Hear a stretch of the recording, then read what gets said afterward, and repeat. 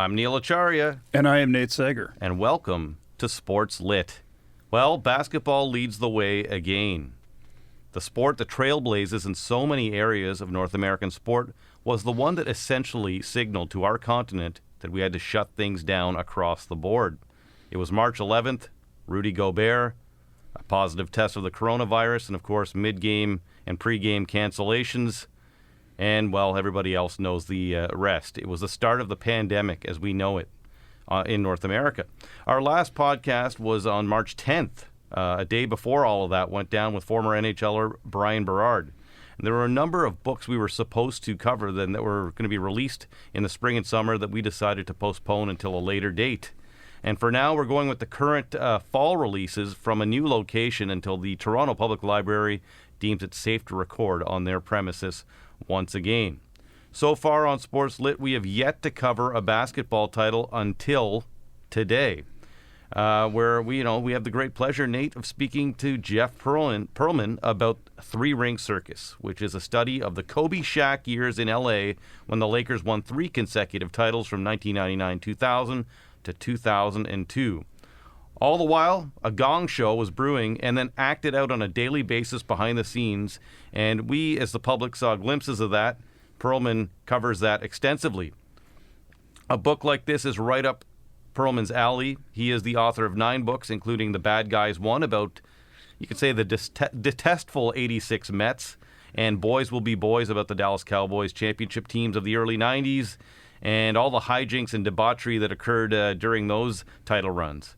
Pearlman has been a senior writer for Sports Illustrated and an ESPN columnist, and wrote a weekly column for The Athletic. These days, he's still writing books as well as hosting a podcast called Two Writers Slinging Yang. Three-Ring Circus is set to be released later in September, and there is also a future work slated about Bo Jackson. But before I let Nate delve further into the book, I give Pearlman a lot of respect for doing what a journalist does. He went back in time and gave the full story as it was told to him, and it aligns with the history of the time that I think both me and you remember, Nate, growing up during that time. Kobe especially has been immortalized since his tragic death on January 26th, 2020. Truth be told, before he gave himself the nickname for marketing purposes of Black Mamba or won an Oscar, he was a generational star. But he had a lot of growing to do with the Lakers, and they may have benefited from number 8 being less singular and better adjusted. The PR spin might tell you otherwise, but it's certainly how I remember it playing out. Being objective is what it's all about, and when you boil it down, when the supporting characters, Dennis Rodman, Derek Fisher, Gary Payton, Karl Malone, when they vanish into the ether, this is about 2 alpha males that could not coexist, and Phil Jackson. Wait for it, Nate. He completed the triangle. Well said, Neil. Yeah, I was thinking about that. I saw a picture on one Facebook group I belonged to the other day, and it was a publicity shot, New Orleans Jazz, late 70s. Pete Maravich, Gail Goodrich, each dribbling the ball up the floor. And I was thinking, that's the only way that Kobe and Shaq could have existed. 2 balls at the same time, man.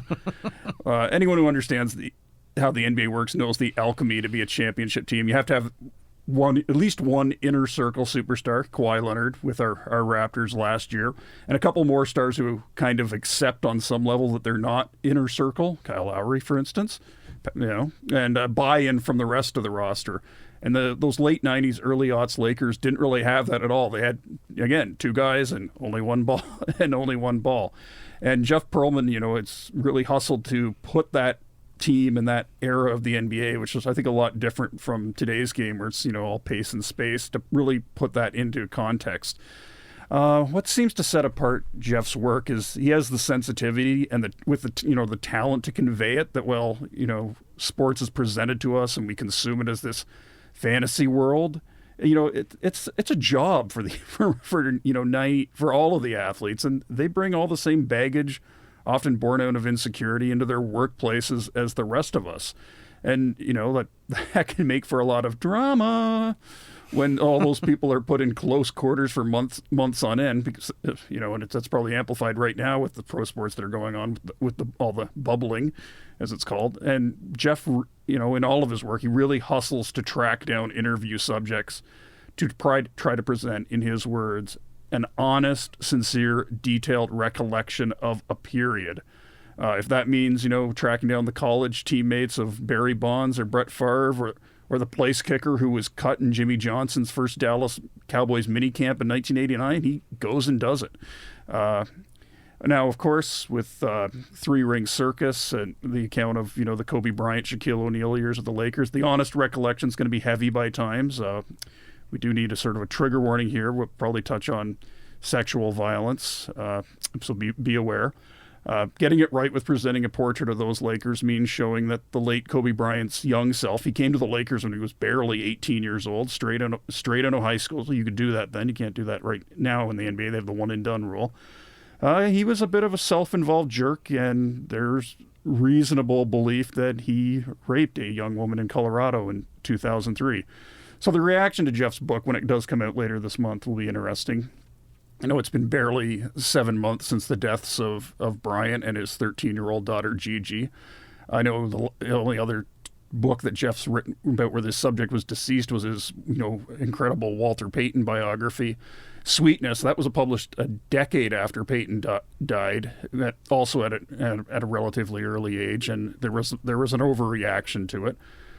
But I think we needed this book because, it shows the Kobe Bryant that existed when he was the guy who was, trying to, be look like he was, authentic, and he, wasn't. He was a dude from the suburbs who spent his early years in Italy, but he eventually did evolve into, a titan of industry, and a girl dad who practiced allyship with women's basketball. And I'm sure that's the vision of Kobe Bryant a lot of people have, but we need the other one, just like we need to remember things about Vince Carter that have kind of been pushed aside with his recent retirement. As a reader of all of 9 of Jeff Pearlman's books now, I know that whatever he presents, it's going to be well-sourced, and he's definitely, thought about it over.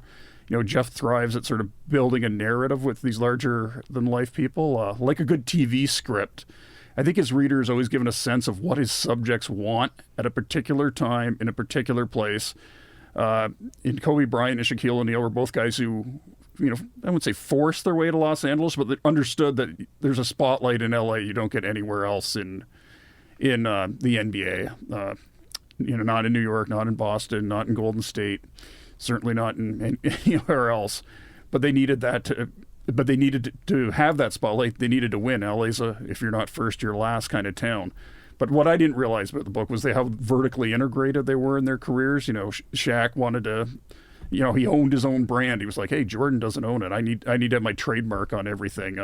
Kobe Bryant had a shoe contract with Adidas before he put his name on an NBA contract, and they both had agents, Leonard Armato in Shaq's case, Arn Tellem and Kobe's, he had this whole plan laid out. If not for that, things could have turned out a lot differently. Bryant could have ended up being a teenager on the fledgling Toronto Raptors or Vancouver Grizzlies, or he could have gone to the Phoenix Suns. Because in '96 they drafted some guy named Steve Nash. Wonder whatever became of him. I heard he's a coach now. Yeah, he's a coach. Now I think we owe the people the truth. I think.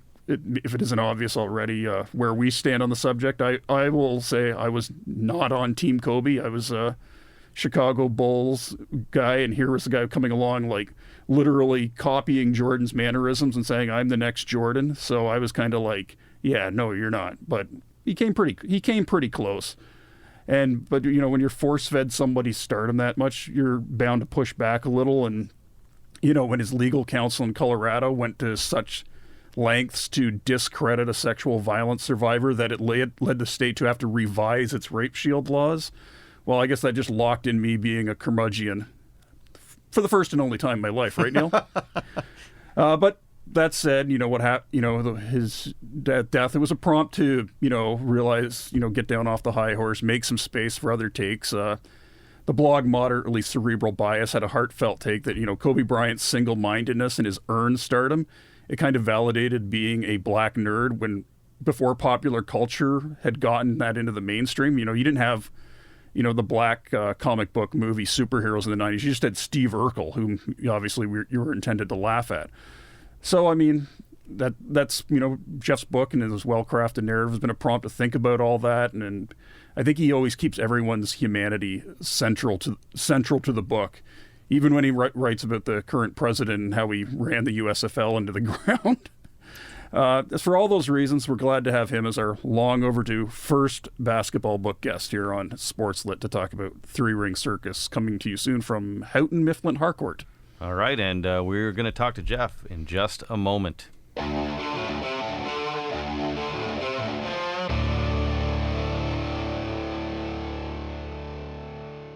All right, we're pleased to have Jeff Pearlman on SportsLit podcast, and of course his book is coming out on September 22nd, Three Ring Circus. And Jeff, I want to ask you, which is probably the question you will get most often asked, which is how the book opens, the author's note. I would like you to just describe what you wrote in the book about, working through 2 years of this research and, writing a warts and all kind of story, and then, Kobe unfortunately passes. Did you wrestle? How hard did you wrestle with that when you heard? Wrestling isn't even the right word. It was like your first reaction is shock and sadness. I'm not even just saying that. Like your first reaction is just shock and sadness. Like how did this happen? And a friend of mine texted me when I was sitting in a coffee shop and told me that he died, and it just didn't seem real. I don't know. It just seemed weird and off and wrong. And actually on that day, someone said to me, so this really helps your book.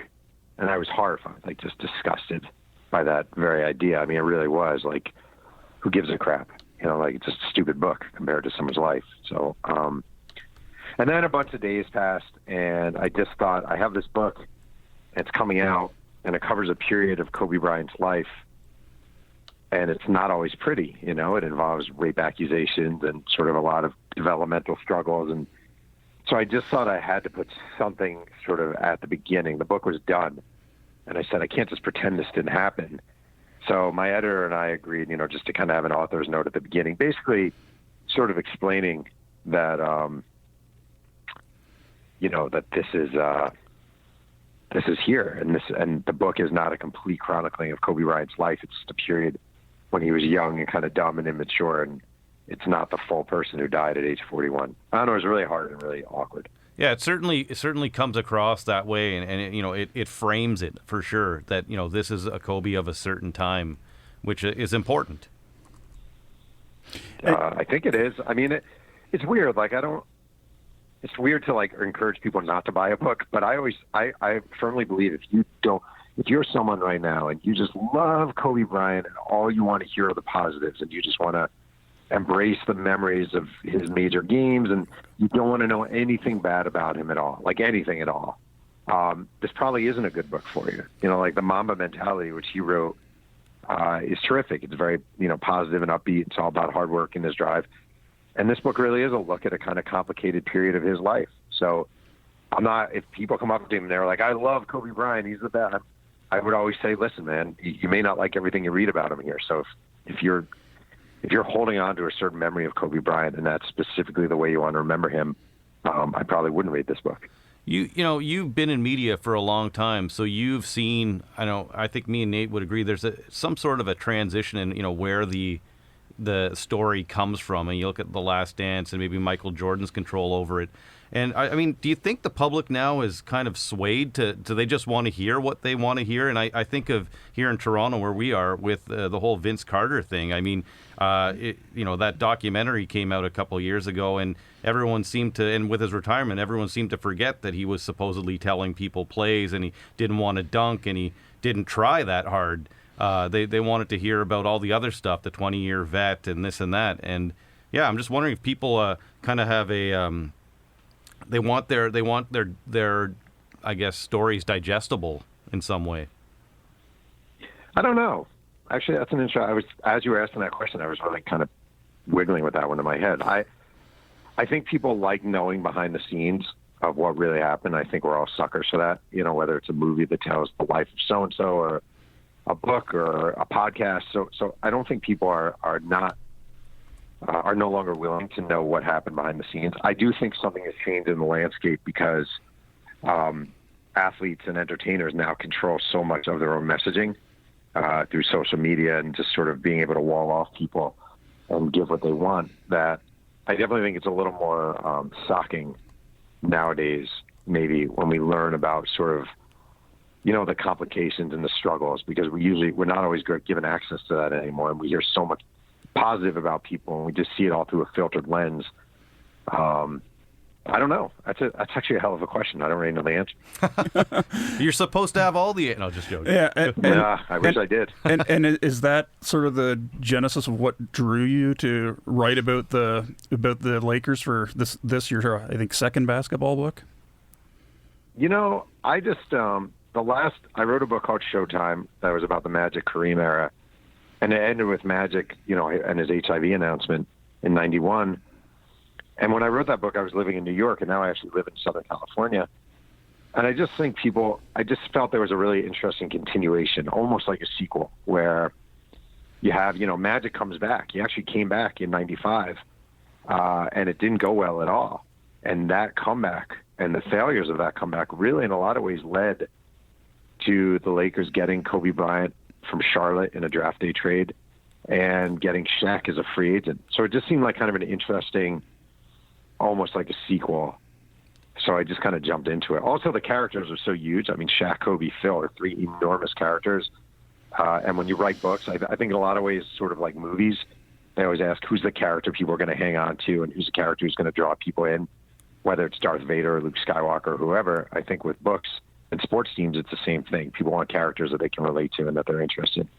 And then those characters are really almost, I don't know, I'll use the word the triangle in this relationship here too. It's kind of ironic that Phil, Kobe, and Shaq, when you boil it down after everything, are really the three characters I found that, that stay with you in this.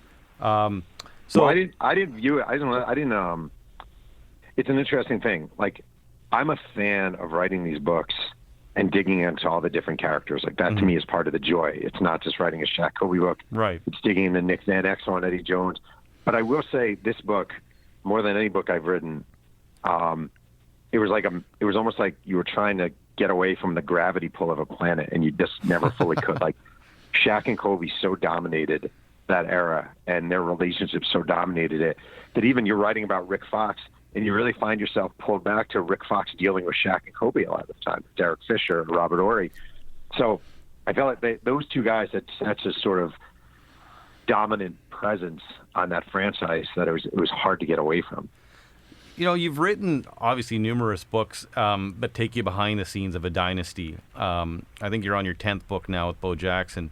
A dynasty or a great player like Bonds or Peyton. So as you progress in your career with this type of subject matter, is it easier or harder to get players to talk to you? Because I love that part at the end about I think it's J.R. Ryder, or am I? Where you show up at his house and then he seems kind of angry, but then he talks to you for 2.5 hours. What is that like now as you get further in your career? Are people more wary of you, or are people just more willing to talk, or both? I actually think it's a generational thing. Like, I think, so this book is the most modern team I've written about. They're the most modern athletes. Kobe Bryant didn't retire that long ago. A lot of these guys didn't retire that long ago. And modern athletes are tougher than older athletes.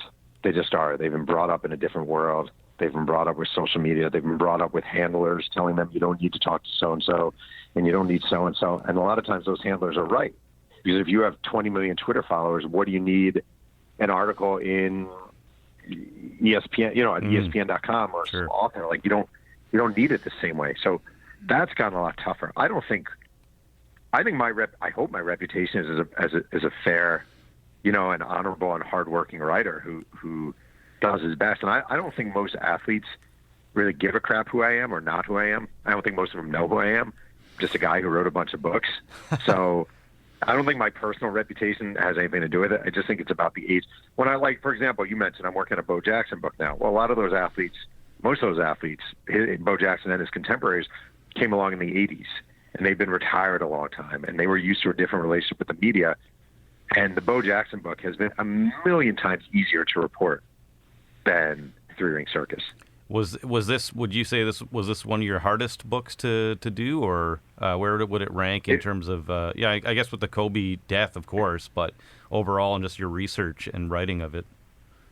It was so hard. It's one of those things where like you're happy with the finished product and you feel really proud of it and all that stuff, blah blah blah. But it was freaking a really hard swim. Like, it was really hard. I think it was the hardest book I've ever worked on.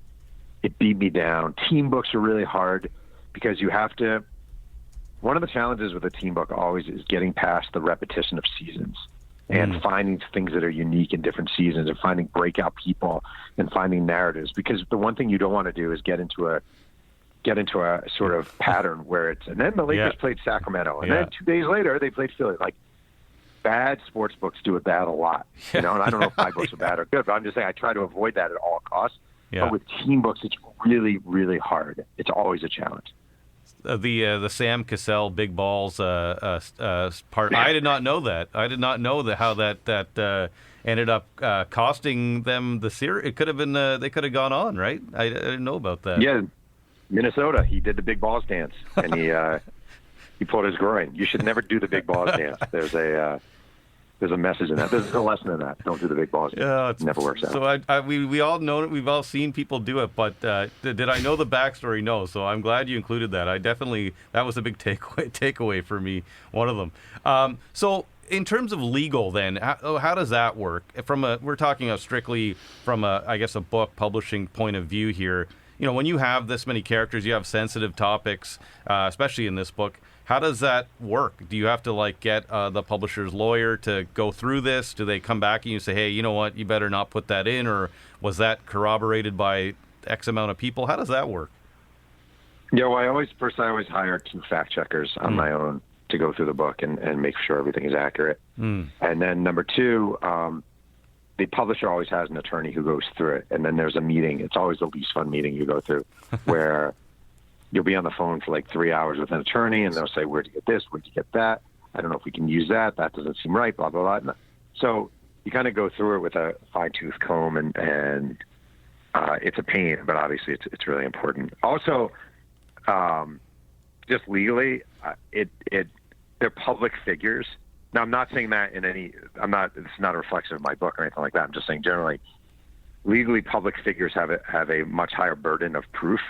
Right. So if you wrote, just as an example, Shaquille O'Neal had his 2 days as a transvestite, not that anything's wrong being a transvestite, right. I'm just saying if you wrote something like that, or, whatever, it was using words of coke, you would actually have to, it's kind of messed up. For a public figure, you have to prove not only that the information is incorrect, but that it was maliciously done. So if some author comes around or some tabloid, that's why tabloids in America always get away with so much, because they're able to say, look, it wasn't maliciously done. Someone told us that, blah, blah, blah. So it's just a lot harder. Right. Can I get you to, you're going to surprise us with a section of this book you're going to read. Do you have the book with you right now? I do have the book with me. I only have 73 copies in my house at a day, so don't ask me for one. Don't worry, we've got the online galley, so we're but yeah, nice. Yeah. By the way, I don't know if you know our rule on this. Well, you probably wouldn't. Why would you? But yeah, we have to read every book before we do an interview. It's because we've seen so many people on Breakfast TV or whatever talking about their book, and the interviewer never knows the full story. So yes, we. Wait, can I give you real quick? Can I give you my greatest hits of that kind of category? My favorite things I love from that. Okay, please tell us. Number 1 is when they say we welcome Jim Pearlman to the show, so that's always good.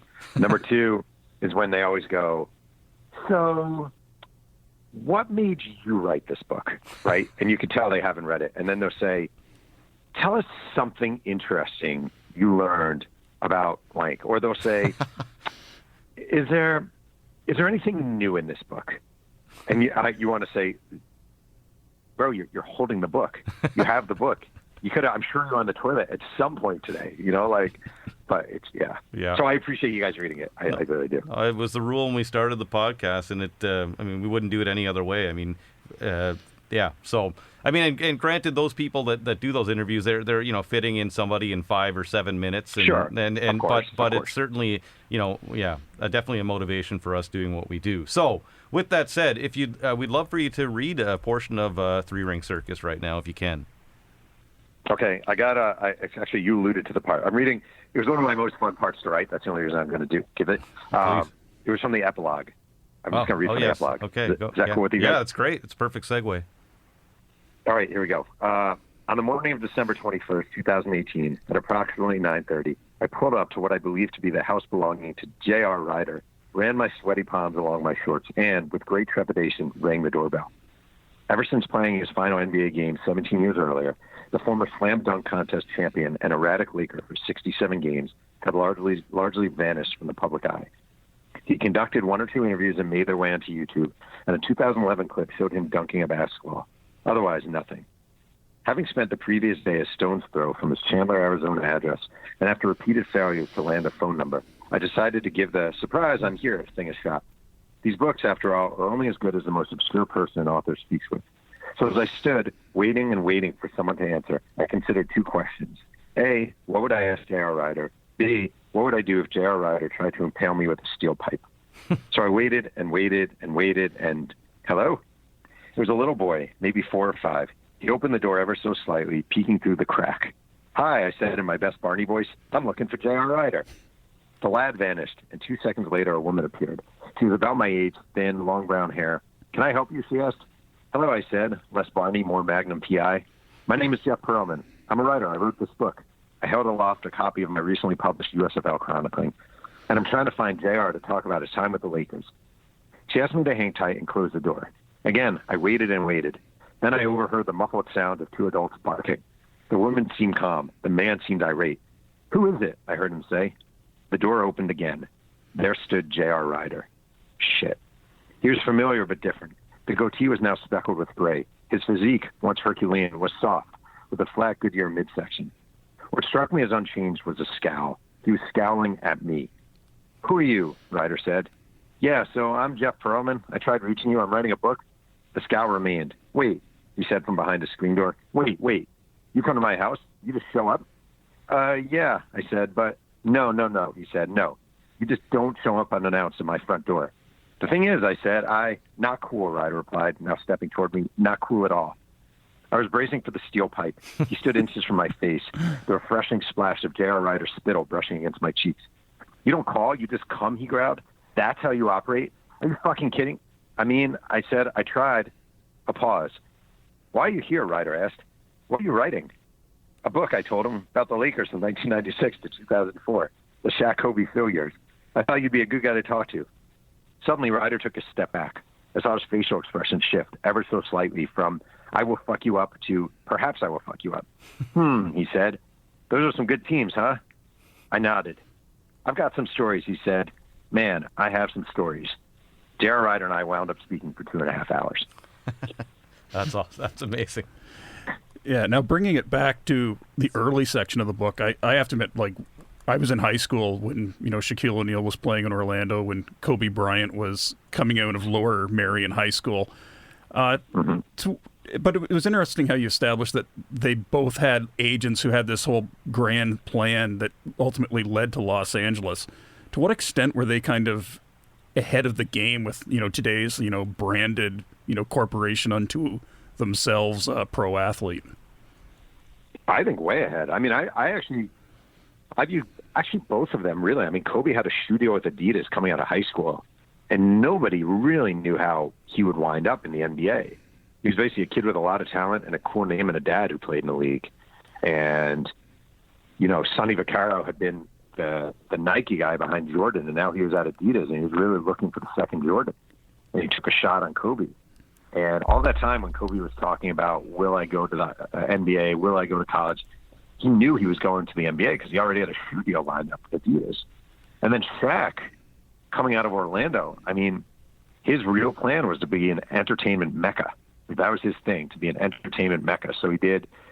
If you haven't seen the movie Kazam, you need to see it because it's just the best. And he did Steel, which is basically, Gone with the Wind of, epic movies. It's terrific. And He had a bunch of rap albums that were, some of them weren't terrible, but his agent was Leonard Amato, and he'd been saying from the time he started representing Shaq coming out of LSU, we need to get you in California. We need to get you in California. And the other thing they did that was really interesting, like Michael Jordan does not own his own logo. So Nike owns the Jordan brand logo. That is a Nike property. And Shaq, when he got his shoe deal with Adidas, Reebok, if you remember, there's this logo of Shaq hanging off a rim. Yep. And it became known as like the Shaq dunk, whatever thing. And they made sure that traveled with him. So if he got a deal with Pepsi, Pepsi could use that. Reebok could use it. Everyone could use it. And he was really the first guy to really, really not just be a larger-than-life NBA brand to himself, but to carry all the rights with him, which was very, very, very intelligent. And how commonplace was the way that Arn Tellem and the Bryants kind of approached the draft at that time? Because I just thought, okay, he's a 17-year-old guy straight out of high school, and he's a guard, not a big man. 13th overall seems about where he should go, but he kind of like picked and chose which teams he was interested in, like our Toronto Raptors. We can say that we're in Toronto, and the Vancouver Grizzlies, the other Canadian franchise. He was just like, no, not interested. They were both expansion teams at the time. So do you feel like the Raptors would have been better with Kobe Bryant than Marcus Camby? Is that what you're saying? Possibly. One could make that argument.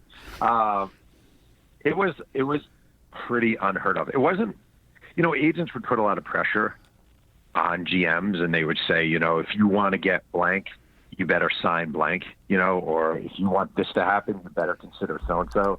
But it was really, the audacity was amazing. I mean, the Nets were all ready to take Kobe Bryant, and Kobe Bryant's parents were all set for the Nets to take Kobe Bryant, and he would have been close to home, and it would have been great. And his agent was just very dead set on getting this guy to California, and the mechanisms that sort of were in play. It was one of the most interesting things I've ever read about, just everything that happened. And really John Calipari, who at the time was a young Nets coach, really chickening out and just, even though everyone around him said, look, he said, if we draft him, he will sign here. He's not going to come here. Calipari just getting really terrified of this idea of making this colossal mistake and drafting a high school kid and then having the high school kid snub the team and go play in Italy for the year is all too terrifying for him. And that's why they took Kerry Kittles. But everything behind the scenes was working against everyone but the Lakers. I mean, it's really a fascinating sort of system of interchanging parts and overlapping conversations that led to Kobe getting to the place he wanted to go, and he was just some high school kid. Yeah, and that probably, I'm imagining, was one of the most complicated parts of the book to write, because just in reading it, I'm imagining you probably are dealing with a lot of egos and maybe a lot of people that don't want to look bad. So were you getting conflicting versions of what happened on draft day with Kobe, or was it pretty much the same thing? It's really interesting. I didn't actually get conflicting versions. I got there's some stories that I had to figure out how they lined up. Calipari doesn't talk about it anymore, and he refused to talk for the book. I mean, refuse is too strong a word. He didn't talk for the book. And I think that would have been my conflicting version, because I bet there's no way he's like, yeah, I just screwed up. I was really dumb. So it was funny, though. At one point, I was interviewing Kendall Gill, the former Net, really good player, and I was just talking to him because at one point he almost signed with the Lakers. And he's like, yeah, I got a really good story about the 96 draft. And he basically said he was repped. He and Kobe were repped by the same agents, and he was with his agent when Calipari was on the phone, and he said he couldn't believe how big of a wimp John Calipari was about drafting Kobe Bryant. I just thought that was all really interesting. Yeah, it was definitely interesting to read. And I mean, just on a side note, there's a book that was released here in Canada of about a basketball player named Carl English, and that really dives into the ways the agents can dictate drafts. So it was interesting because obviously we do a lot of hockey books here because we're in Canada, but it was interesting to see that tie-in in the way agents can steer things come draft day in June. I just want to say I've never seen a league more manipulated than the NBA by agents and spokespeople. It's really remarkable. It used to be, if you were doing a story on an NBA player, let's say I wanted to do a story for Sports Illustrated about like Mike Bibby or Peja Stojakovic or something like that, it would be you call the Kings. The Kings say, when are you coming? They say, okay, we can get you Paige or Mike for 45 minutes courtside after practice. You show up. You sit down with them for 45 minutes. You're done. You got your story. Who else do you need? I'll get him and him and him.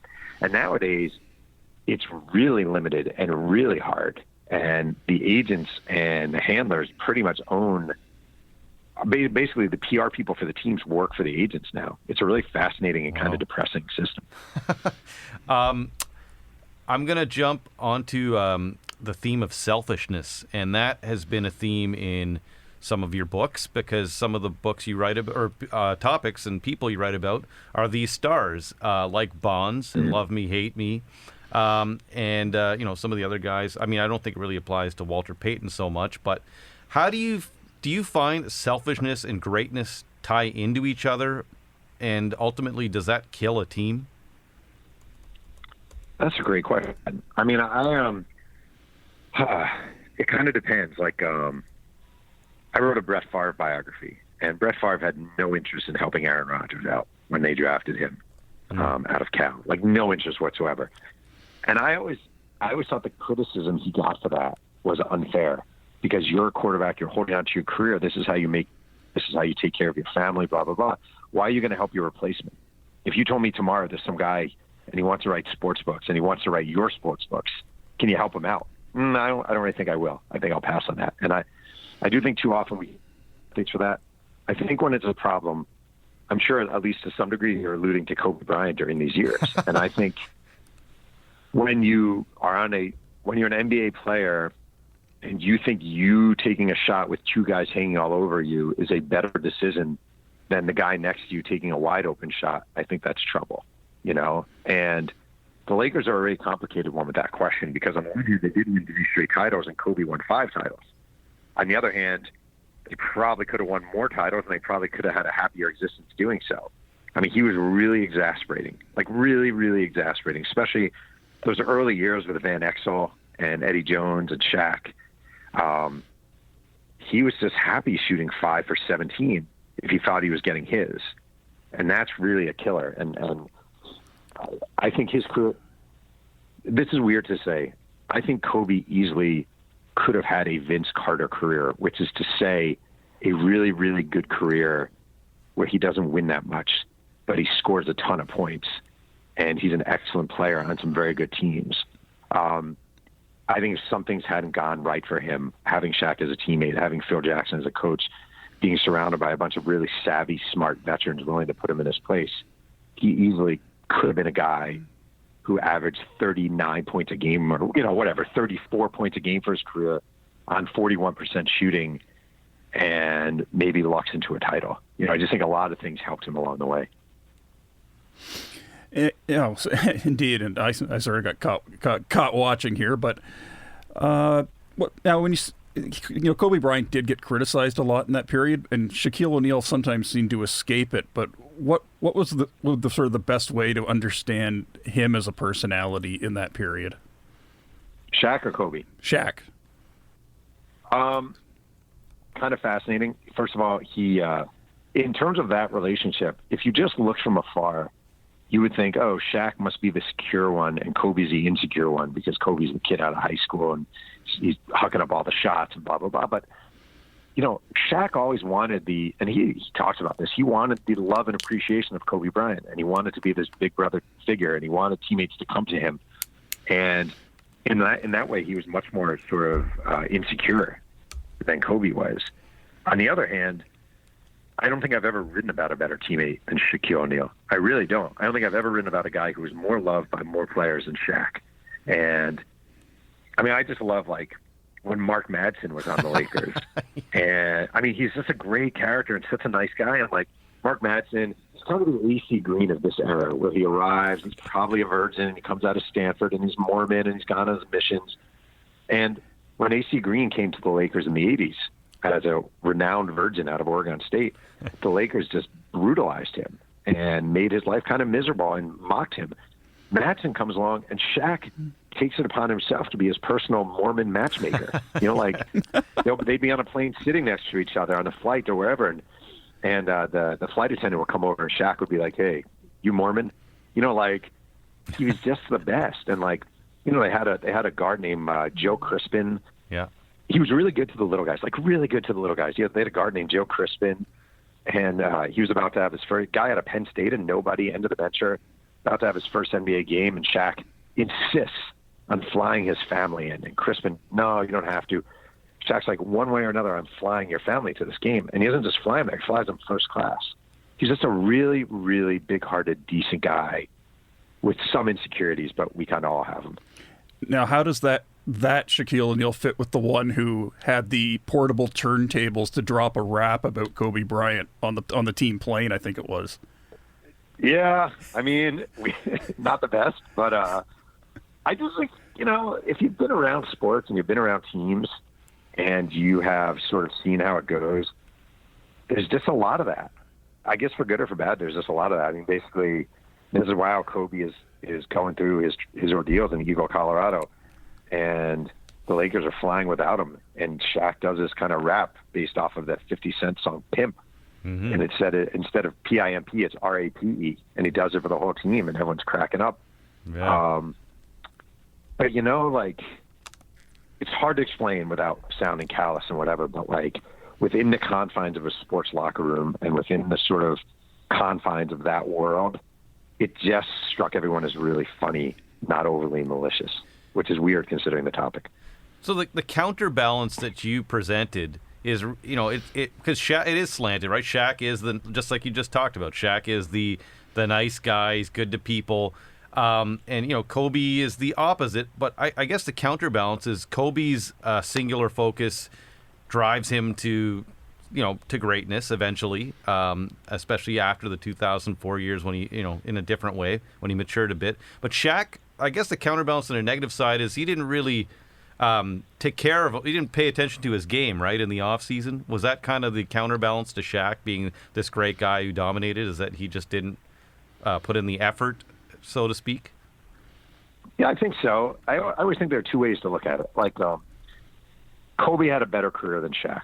I think 9 out of 10 people would say Kobe Bryant had a better overall career than Shaq. Right. 10 out of 10 people would say Shaquille O'Neal enjoyed the journey more than Kobe Bryant. You know, like, he didn't work that hard in the off season because he was on a boat smoking a cigar. You know, like, he was enjoying the ride, and I would rather enjoy the ride.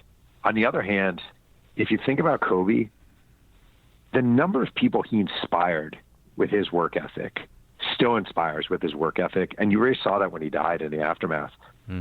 I don't think a lot of people realized when he was going through it how meaningful it was to people, this idea that if you want it, you have to go after it. And the dream isn't winning the NBA title. The dream is being in an empty gym at 2 a.m. taking jumpers. You know, he has those air ball after air ball after air ball in the Utah series. It's a real embarrassment. It's a real embarrassment. And where is he that, you know, the next day he's taking the same jumpers in an empty gym. And he was less devastated by it than motivated by it. I mean, there are very few, Jordan, maybe Michael Jordan, there are very few people who are that. And I just think that level of commitment, I mean, it was crazy, but it got him where he wanted to go. It's so interesting, that section where you talk about how he's just missing shot after shot. And, yeah, I mean, you got to be, they say in sports, the great guys have short memories, I guess, to some degree, and long memories in other areas. But, yeah, I mean, to put that beside you, I mean, that could buckle a normal anybody, I think, if you have, you know, that Nick Anderson, for instance, right? Sure. I mean, if you, yeah, or I mean, John Starks had a pretty bad game, didn't he, against Houston? One for something. Yeah. So yeah, that could really define you, and it just, you know, no one even talks about that really, you know, when they think of Kobe now. So that was interesting. Wait, that's actually a great point that I never really thought of in that regard. Like, easily, his career could have been defined by that. Easily, if you think about it. If things had gone differently, he could have always been remembered. And the way, when I think of Nick Anderson, I think went to University of Illinois, played with the Orlando Magic, choked really badly at the free throw line in a playoff game. It's just as conceivable that I think of Kobe Bryant. I think jumped out of high school, made a mistake doing so, and had those 4 air balls in Utah that ruined his career. But he wouldn't allow it to ruin his career. It's the guy, I'm telling you, for all the flaws and all the warts in that time period. I mean, even take Eagle, Colorado. The guy was in the middle of his own sexual assault trial where he could have gone to jail for 20 years, prison for 20 years. He was flying in and out of Eagle, Colorado regularly, showing up at games, no sleep, exhausted, this on his mind, the weight of this on his mind, a public embarrassment, a pariah in a lot of places. And he's still scoring 28 points. And whether you're disgusted by him or think he's innocent all the way, blah, blah, blah, it had to be one of the greatest examples of mental sports strength we've ever seen. And that saga is sort of covered in the last section, the 2003-04. I guess that was the really just a total soap opera season for the Lakers. They, bringing in Gary Payton and bringing in Karl Malone and, Kobe Bryant having his, court proceedings. Now, you do a good job of putting everything in the context of its time and not, going off into hypotheticals. But the way that people looked at Kobe Bryant's, court proceeding, the sexual assault charge, how do you think that might have unfolded, 10 or 15 years later in like a, Me Too world? Not well. Not well at all. I mean, it's amazing that he was able to get past it. It's amazing. It's one of the great, surprising sports sort of bounce backs ever. If you think about it, how public that was and how emotional it was and how raw it was. I do think in the Me Too, if that was happening right now, first of all, the woman who accused him of sexual assault probably doesn't drop off the case, doesn't drop her charges. She probably goes with it. And, I interviewed the DA and I interviewed the chief detective, and both of them were 100% convinced that he was guilty. I'm not saying he was or wasn't. I'm just saying where they were at with their evidence. I think the odds would be pretty good he'd wind up in jail for a substantial amount of time. In prison. I keep saying jail, in prison. And what I remember about that time was just it became this thing where there's a great baseball podcast I listen to called Tipping Pitches, and I think one of the hosts described Twitter as no one has the facts, but everyone's going to take up sides and yell at each other anyway. And that was like one of those stories where people were like innocent, guilty, and it's just like nobody knows. Like it's wait for the facts to come out. How much was like what was that like when that whole was going on, and maybe how much did it foreshadow what we see now with the confrontational element of social media, especially around politics in the United States and I guess in Canada too these days? First of all, I want to say you guys are so lucky not to be here. I just want to say, it's Jesus, man. I mean, it was almost like a weird intersection of celebrity gossip journalism, hardcore investigative reporting. You had several Pulitzer winners reporting on this. The number of people I've talked to who were like, "Oh yeah, I was working on that story," and it ranges from like the People magazine fifth stringer to the New York Times head of whatever. Like it was a wide-ranging group of people who covered that whole story. I think it was interesting. It was a weird group of people who felt like they knew Kobe Bryant because they loved Kobe Bryant as a basketball player. It's a really weird thing we do, and I do think we see that now. Like with Donald Trump, you see what you want to see. You either love him because he stands up for the little guy and blah, blah, blah, or you hate him because you see him as a con man. And I think Kobe Bryant at that point, there's no way he did this. There's no way he did this. There's no way he did this. I talked to Kobe at courtside of a basketball game once, and he was awesome. There's no way he did this. He signed an autograph for my daughter. There's no way he did this. Or you saw him as just another entitled athlete who figured everyone wants to sleep with him and, blah, blah, blah, blah, blah. So it really was like this test of sort of where you stand and your firmness in a position. And it got really, really weird where people were outside the courthouse with Kobe jerseys, and the guy's literally on trial for sexual assault, and you're wearing a Kobe jersey with a sign, "Kobe's innocent." It was a weird thing. The only guy that seemed to understand Kobe in this book is Rick Fox. And so we can add a little Canadian content at the end of this. Can you explain how Rick, on why and how, and you do explain it in the book, but can you explain to the listeners how and why Rick seemed to be able to understand Kobe? Well, he was kind of the perfect storm of backgrounds and personalities. So, first of all, Rick spoke Italian. Kobe was raised speaking Italian. Rick wasn't from the U.S. Kobe was raised outside the U.S. Also, Rick came from a Celtics team where he was sort of mentored by Larry Bird, Kevin McHale, Robert Parrish, Xavier McDaniel, guys who'd been around, guys who, understood the sort of the league and gave that to him. And, he came with a really open mind. He arrived in L.A. with a really open mind. And when he saw, Rick is a really smart guy and a really good guy. And I think he saw Kobe as an outcast and as someone who wasn't able to relate to teammates and who teammates didn't have that much interest in relating to. And so he did what he could to kind of take him under his belt. But it's funny because by the end, Rick Fox was kind of done with Kobe Bryant too. There's only so many times you can watch a guy shoot 8 for 33 and have no interest in his teammates, where it gets a little exasperating. So he did try his best. So there were a couple guys. Brian Shaw was good with Kobe. Derek Harper was very good with Kobe in his year there. But most guys they couldn't crack it. And something else I wanted to ask too. Now you often mention your wife Catherine Guggenheimer Pearlman. Hope I got the pronunciation right.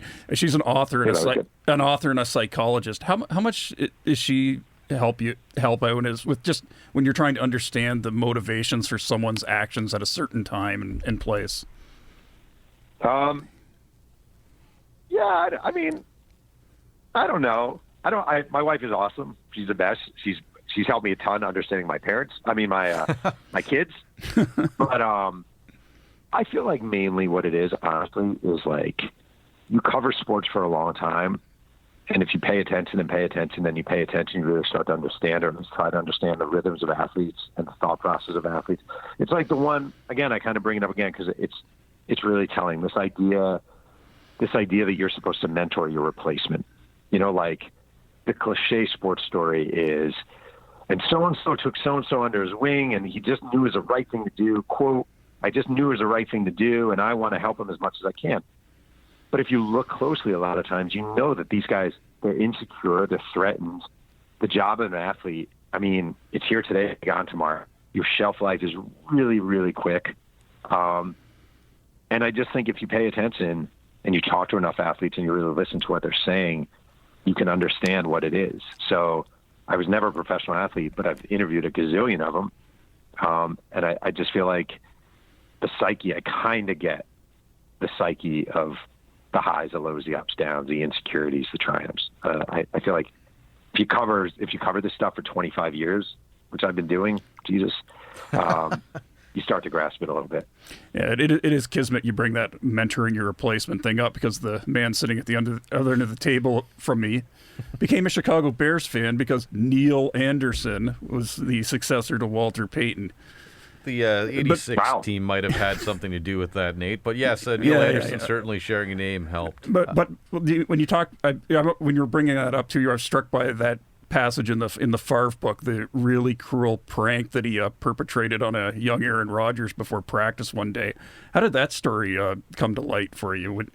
I know we're switching books, but that was an amazing story.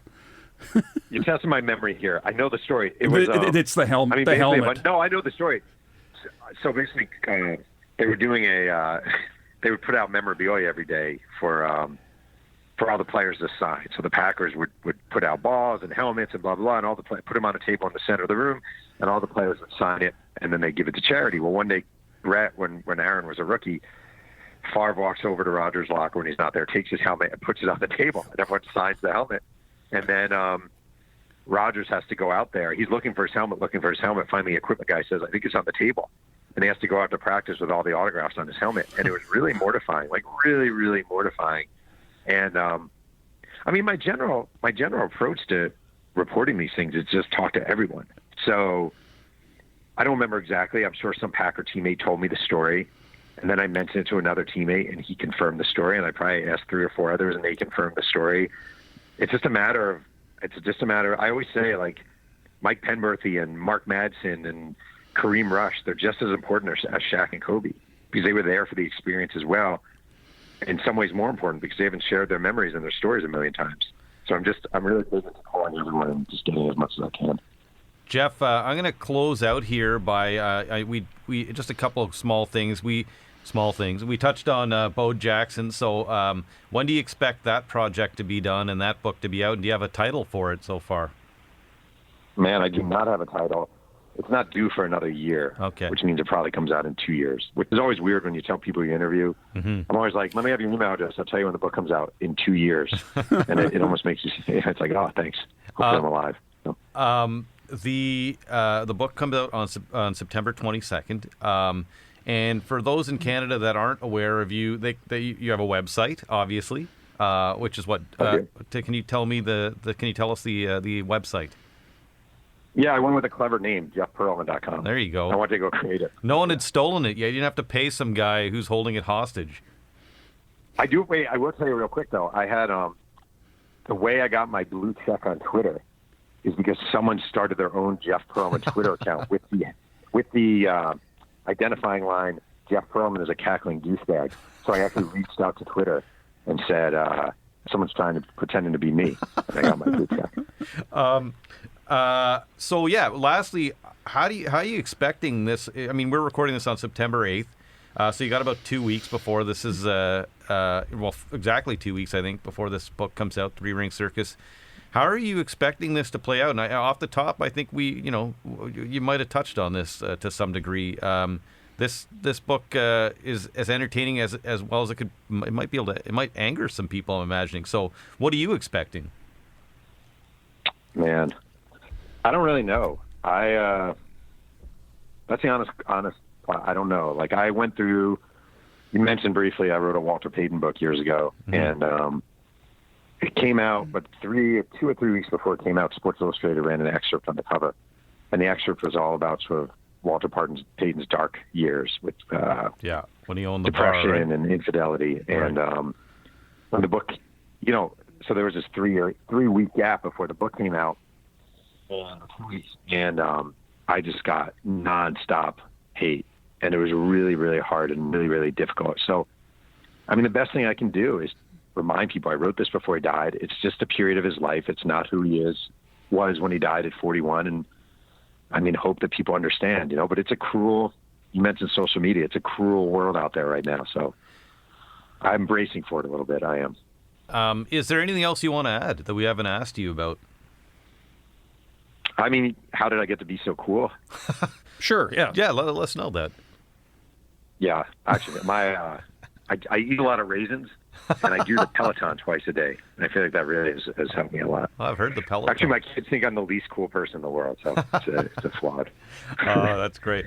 I've heard the Peloton. Everyone's all about the Peloton now during the lockdown. Is that weird? Does that make me sound weird that I love my Peloton? No, I've heard it from numerous people.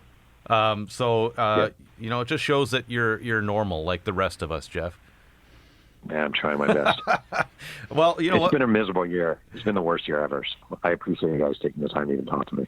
Oh, you know what? Thank you. And, I know Nate especially has been on the Jeff Pearlman train since day one. So we are really glad to have you on and obviously diversify the sports we talk about, as we talked about with you earlier. A lot of times we do hockey being in Canada, and it's great to do our first basketball book with you. So thanks again. No, thank you so much. And I just want to say I grew up a huge Islanders fan, so this has been a very nice year for me, at least hockey-wise. Except for last night, huh? That was a pretty tough one. But yeah, they're back. First time in the conference final since 1993. So there you go. Yeah, we don't need John Tavares. We're good. Ooh. Now he's got some enemies in Toronto. Well, thanks, Jeff. All right, thank you so much. Thanks. I appreciate it. Bye-bye. Take care.